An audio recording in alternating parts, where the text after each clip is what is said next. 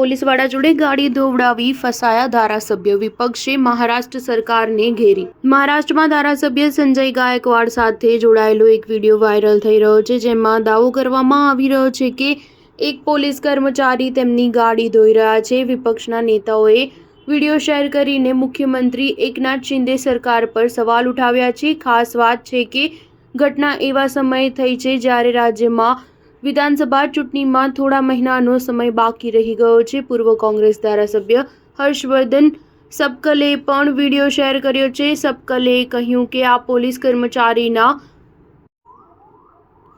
ખોટા ઉપયોગનું એકદમ સટીક ઉદાહરણ છે। આ ખૂબ જ અપમાનજનક છે। અગાઉ ફેબ્રુઆરીમાં પણ ગાયકવાડ વાઘના શિકારમાં દાવો કરીને ફસાઈ ચૂક્યા છે। તેમણે કહ્યું કે મેં વાઘનો દાંત ગળામાં પહેર્યો છે। આ ઘટનાના તાત્કાલિક બાદથી જ રાજ્યના વન વિભાગે તેમની પર વાઇલ્ડલાઇફ પ્રોટેક્શન એક્ટ હેઠળ કેસ નોંધ્યો હતો અને વાઘના કથિત દાંતને ફોરેન્સિક તપાસ માટે મોકલી દેવાયો હતો। પોલીસ કર્મચારી પાસે ગાડી સાફ કરાવવાના મામલે ગાયકવાડે સ્પષ્ટતા આપી છે।